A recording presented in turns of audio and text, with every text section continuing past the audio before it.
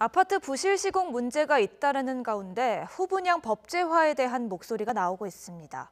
이 부실 시공 피해는 물론 청약 과열까지 막을 수 있다는데 풀어야 할 숙제도 많습니다. 박광열 기자입니다. 벽을 손으로 가볍게 눌렀는데도 움푹 들어가고 계단 곳곳은 흉물스럽게 갈라져 있습니다. 천장에서 샘물로 바닥이 흥건한 주차장까지 전부 입주 직후 모습입니다.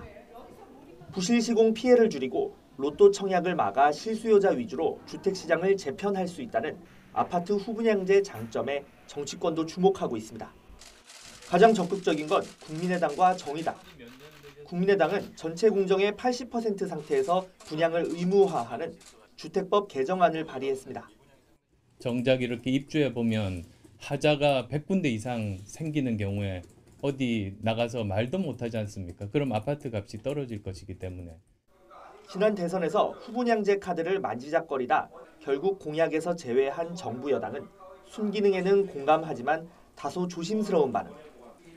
일단은 LH 등 공공부문 분양에서 먼저 추진을 검토한다는 입장입니다. 전면적으로 도입하기는 좀 한계가 있고 그래서 일단 준비 과정이 필요하다고 봅니다. 그래서 LH에서부터 단계적으로 실시할 수 있는 그런 로드맵을 만들어 보겠습니다. 다만 중소건설사 자금 조달 부담과 이로 인한 주택 공급 감소 우려는 풀어야 할 숙제로 꼽힙니다. 실제 통계를 보면 민간 아파트 후분양에 따른 추가 자금 부담이 연평균 40조 원을 웃돌고 연간 10만 가구 이상 주택 공급이 줄어들 것으로 내다봤습니다. 아파트 값이 오를 여지가 있는 서울 등 대도시는 후분양이 소비자에 더 불리하다는 점도 지적됩니다.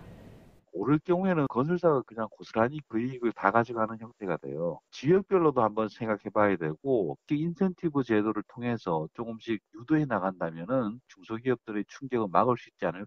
다만 전면 후분양제가 당장 국회 문턱을 넘기는 쉽지 않을 전망입니다. 제1야당인 자유한국당은 지난 대선 당시 선분양제를 유지하되 분양보증제도 강화 등을 대안으로 언급한 바 있습니다. YTN 박광열입니다.